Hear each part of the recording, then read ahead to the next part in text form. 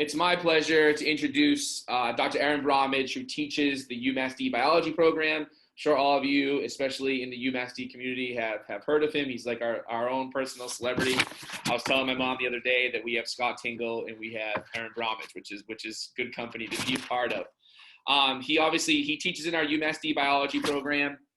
He researches the evolution of the immune system and the immunological mechanisms responsible for protection from infectious diseases. Erin was first featured in the New York Times for his impressively clear explanation of how COVID-19 can spread as states open their economies. We've seen him on CNN, MSNBC, the BBC, I think just about every major news network.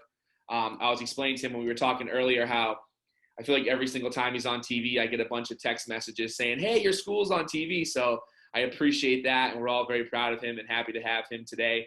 I know he's going to say a few words, and then we will definitely open it up to some Q&A. You are more than welcome to fire away any questions that you have. We have the question and answer on the bottom, plus the chat. I know he can share some experiences, doing a lot of cool things, and we're all appreciative of him. So I'll pass it to you, Erin. Thank you so much for being here. Thanks, Josh.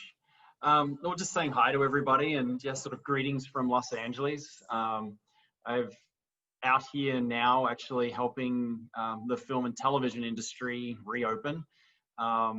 Particularly today working with Sony to help work out how we can pull together, in this particular case, 250, 300 people together in an enclosed space and do it safely, including many dozens of actors that will be unmasked in the same space. So it's definitely an interesting challenge. It's putting my brain to work with how to do this, but it's an interesting use of my skill set. So, a little bit about, introducing me. I am obviously not a native of Massachusetts. I'm from Australia. Came over here it was getting up to 20 years ago now. I was at William & Mary first and then moved up to UMass Dartmouth about 12, 13 years ago. So I teach classes in immunology, in infectious disease.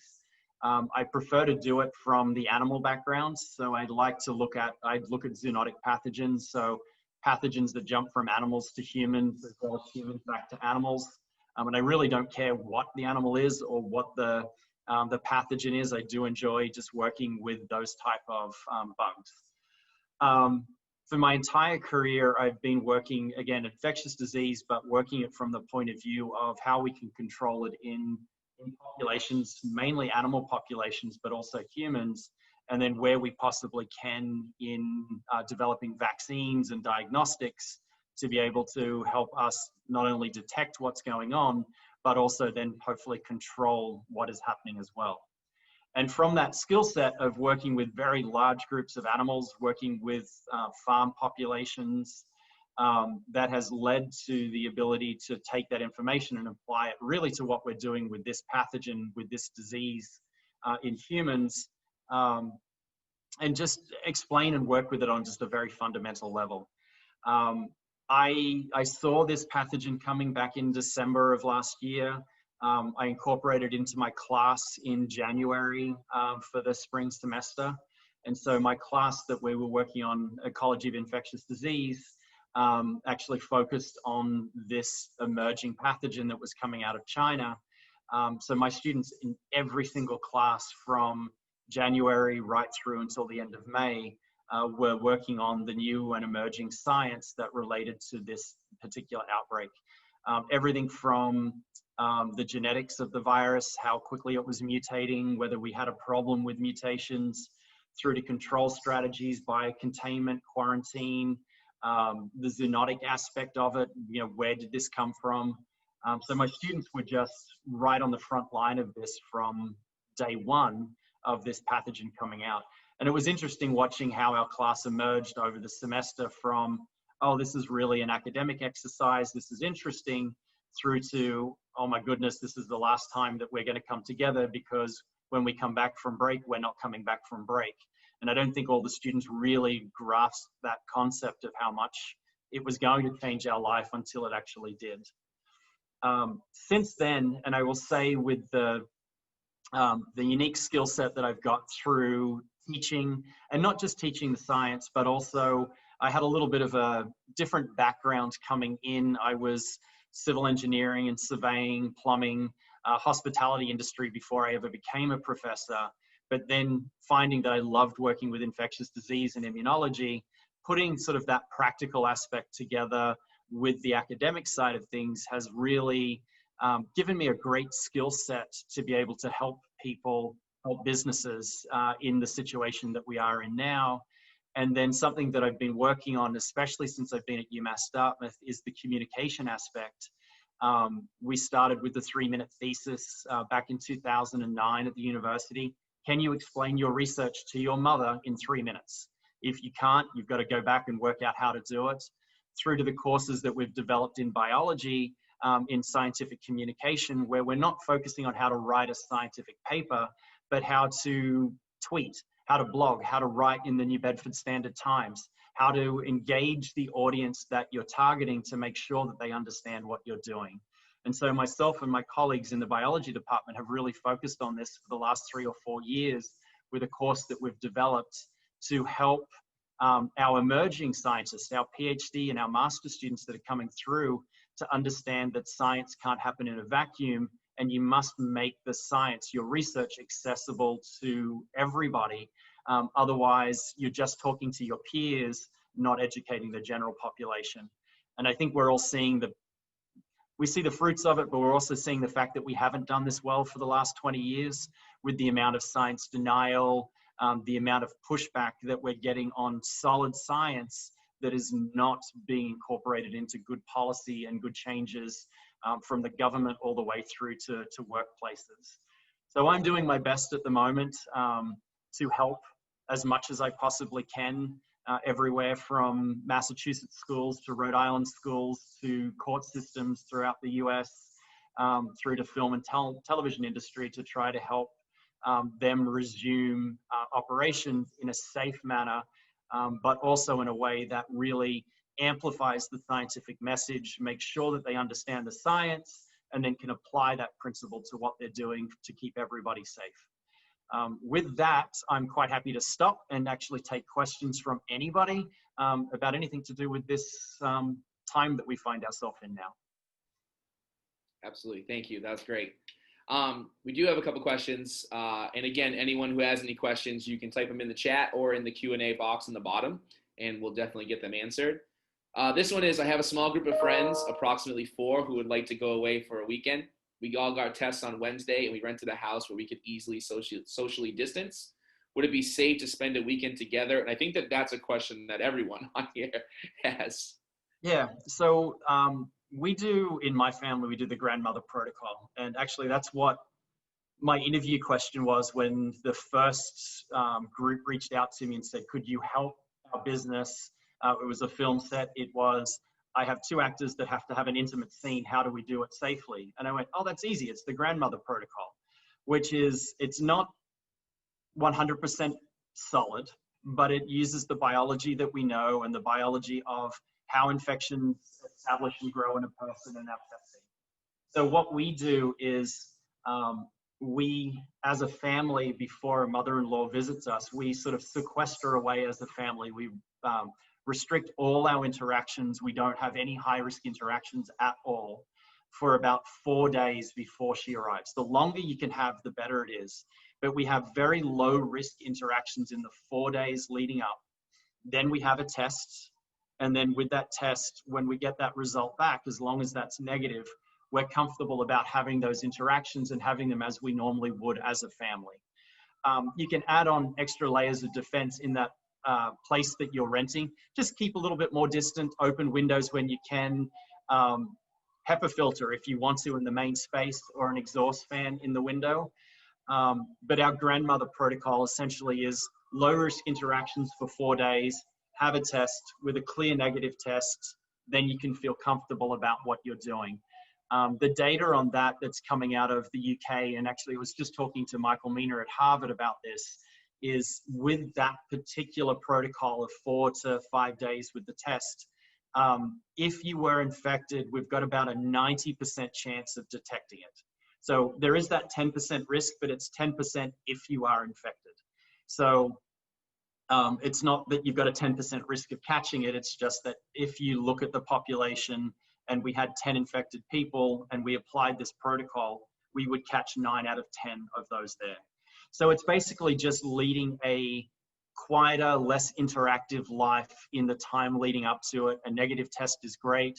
Obviously, you need to then not have lots of more interactions after that test before you get together. But doing that type of thing can make coming together safer, and then add just those extra layers in together. Your bedroom, you should feel fine about because you're by yourself. In those common areas, you want to ventilate or filter that air more than you typically would. We did the same thing for college kids that were going away and sharing apartments. Is in your bedroom, throw a HEPA filter or something in there, small one, but all the parents of the kids in a shared house should pitch in and buy one for the living room, kitchen area that just purifies the indoor air to make sure that if one of them was infected, it'd be much harder for it to move between the people in that household. Perfect. The follow-up was, would you then advise them to test when they got back? Yeah, so for me, because I'm doing a lot of traveling at the moment, I think I have a very important responsibility, not only for what I'm doing when I go to make sure I'm not moving an infection to that area, but also when I come back, making sure that I'm not bringing it back to my area. So again, if you come back, let's say you went away and you got infected on Sunday, if you came back and tested on a Monday, it's not going to pick it up. Like there's zero chance of detecting it. The 4 days is what gives you that 90% chance of picking it up. And any earlier than that means that you've got a lower probability of detecting an infection. So if you were going to go and do something that was high risk, I think, which is putting many families together, even though you took the risk away at the start, I think we do have a responsibility to the community, to your workplace, to make sure that we're being even safer coming back. So like for me, right now, I get tested every day when I'm out here. It's just a requirement of where I'm working. But when I come back, because I can't exclude the fact that I got an infection on the last day that I was here or when I was flying back, I just lock myself away in my house for 4 days. I go down to CVS, I get a test. And when that's fine, I'm good to go. Perfect. Thank you. With Halloween coming around, we have a few questions about trick-or-treating and if it's a dangerous activity and your thoughts on that. Yeah, so I'm very much a pragmatist. I think that we can do almost everything that we used to do. We just need to work out how to do it safely. So with my own family, we will be doing it. My kids will go out, but they also know how to do it and do it in a safer fashion. So coming up and knocking on a door, knock on the door and then back down off the stairs so that there is a good gap between the person opening the door and coming out. Then just keep that distance away. For us in our house, as we have trick-or-treaters coming around, it will be the same type of thing that we may actually not even let them knock on the door. We'll just sit outside and just keep the interaction away from them shouting at the door, trick-or-treating. Keep that actually just a little bit more distance. It's the same rules. If you're going to have interactions, do it outside, do it distanced, do it masked.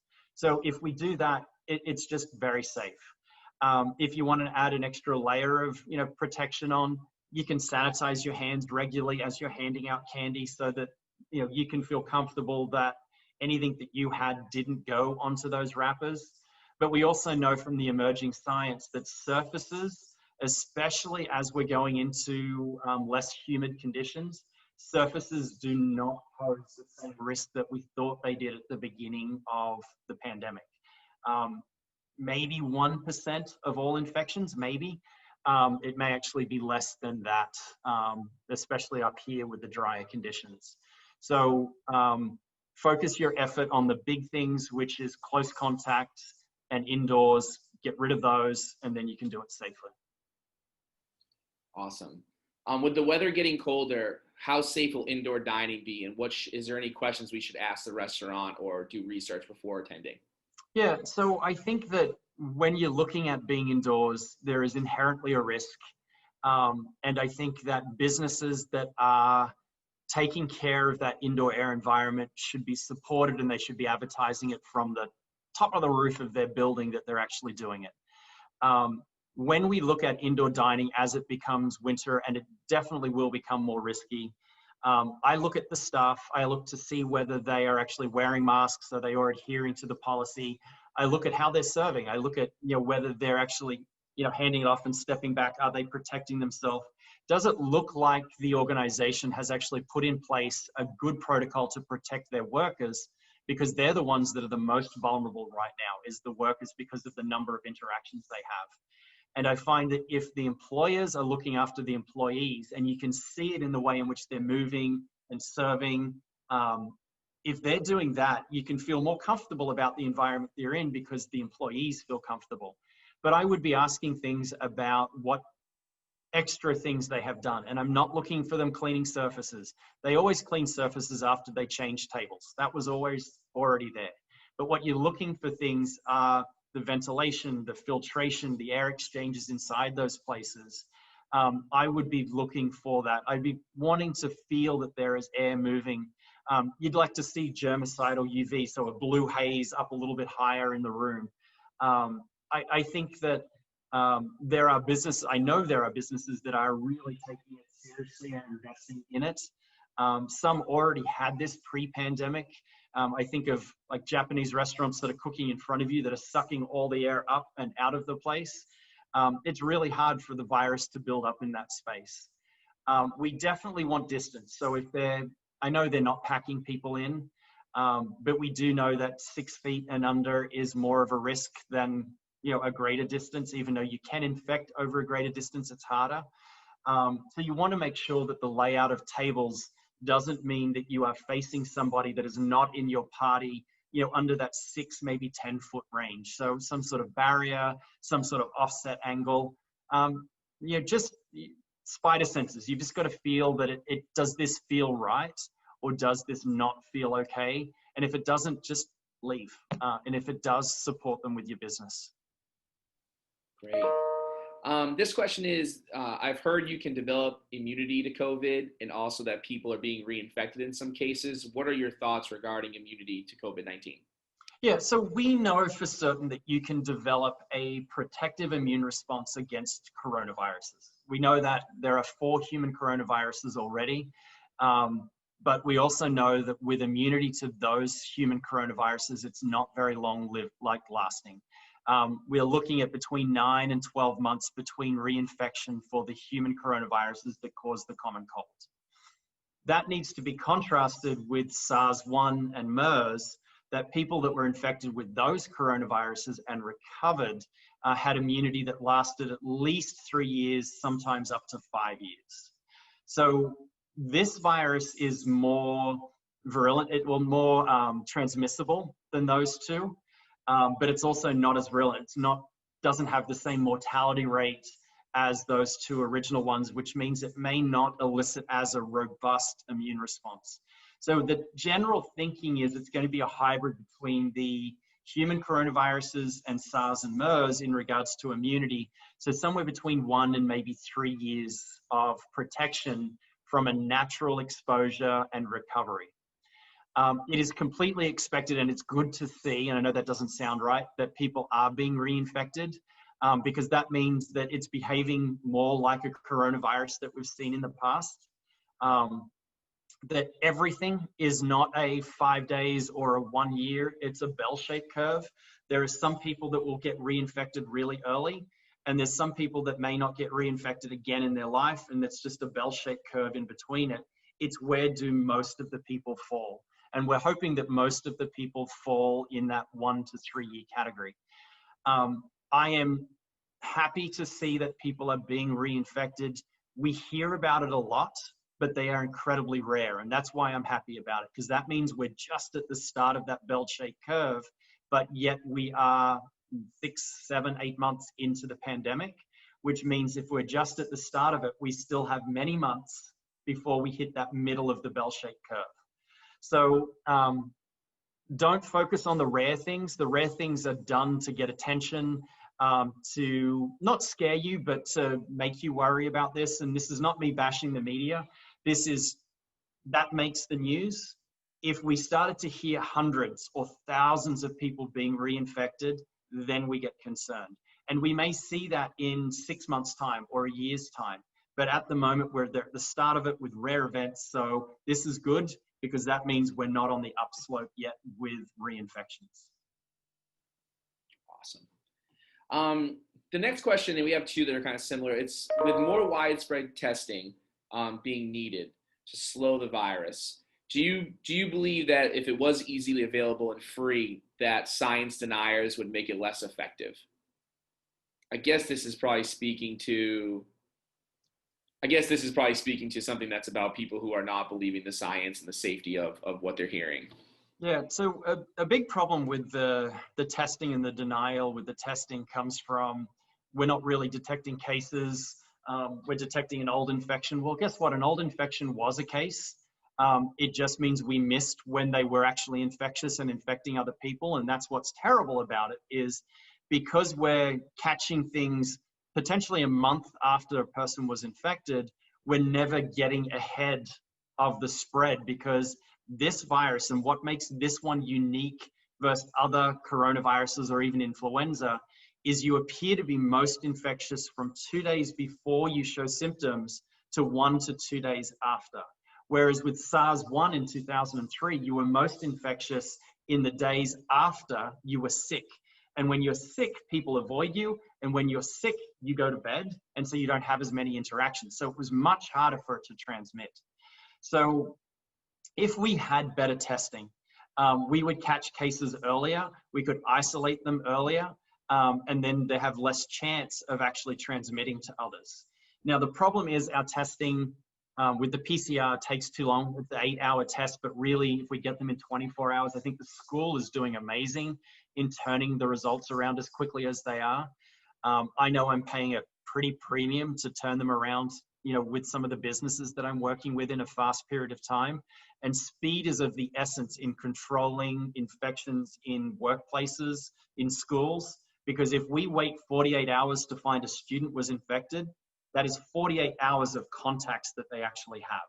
And that makes contact tracing a nightmare. If I get it in 24, I have half the contacts. If I get it in 8, I've got a third of those contacts. So speed is of the essence. What we need to move towards with testing is faster testing. So 15-minute testing that may not be as sensitive, okay, but we're using it more often. The more frequent you test, even with a test that is not as good, will identify those people that are infectious and get them out of population really quickly. And if we can do that, we can just collapse this thing down upon its head. We know with some of the businesses that I'm helping at the moment that with our testing plan, we are actually catching it before they become infectious because some people we're testing every day or every second day. We can catch it before that person becomes infectious, take that person and pluck them out of the workplace, and then our team can still keep moving forward. And so if we could do that at a school, if we could do that at a university where everybody before they came to class just did essentially a pregnancy test, but did it for SARS. And if it popped up, we would catch, and we know we would catch 7 out of every 10 people that were infectious, and they would come out. That does mean 3, but we were not catching 7 in 10 before. We weren't in catching 1 in 10. So testing becomes really important, and we could collapse this whole thing down on its head. Basically, people just don't understand the testing and what it actually means. It's a failure if we actually detect somebody as positive, but they actually have a low CT, a low threshold value. That means they were infected a week, a month, 2 months ago, and they infected people back then, and we missed it. And that's where our testing failure is. People focus on the other aspect. It means we failed with our testing. That's great. I know we have a couple of questions. And I want to be weary of your time because I appreciate you doing this. So you'll never get a question like this from Erin Bromage on CNN, I can promise you. But I'm going to rapid fire a couple. Yes or no on airplane safety for travel? I guess someone had said that you might have said there was a good filtration system. Yeah, so longer haul flights, so ones to Florida, ones to California. So the bigger planes have amazing air filtration. They change air out every 3 to 4 minutes in the entire cabin volume. and they have HEPA filters on them. So your only concern there on the plane is the people immediately around you. So if you're traveling with family, you take that risk away. Put a bulkhead, grab the front seat so you don't have anyone in front of you, or grab the seat right at the back so there's no one behind you, to cut down on those interactions. And only fly with companies that are telling you what they're doing with their policy. Delta, JetBlue, for example, they guarantee that there will not be a person sitting beside you. Whereas other airlines, they will tell you when they get to 70% capacity, but that means you're going to have someone sitting beside you. So I am flying. I am flying safely. I've done maybe 20 flights since June. And I'm doing it safely because I know it can be done safely. It's the TSA, it's the making sure the interactions that when you're getting on the plane, getting off the plane, just making sure that you're maintaining space and distance and those type of things. Perfect. And the last one are pets. There was some things saying pets are at risk, and it looks like they're asking specifically about dogs. Is that true, or? Yeah, dogs, no. The only reason I'd keep a dog away is if you actually had someone that was infected in your house and your dog went and visited that person that was laying in bed, coughing up a lung, and they put a little bit of sputum or something like that on it, and then that dog came back to you and you patted them, patted the dog, could be on your hands and your face. Really rare, really theoretical, no. We know you can infect cats, and in theory, a cat can infect you, but we've only seen it one way at the moment, which is humans to cats, like the Bronx Zoo, the 7 cats that were there, tigers, like they all got infected. We are definitely seeing mink. They can be infected, like tens of thousands of those are infected and have died because of this, but not many of us keep mink in our home. I am not worried about pets. Pets are just, they're such a theoretical risk, especially dogs. They're not even a theoretical risk. Just take your mind off that one. Awesome. Thank you so much for this. There's so many comments about how awesome you are and how proud of you we are. And I hope you can get some rest. I know you're doing a lot, and we thank you for putting us in your very, very, very, very busy schedule. So I can't thank you enough.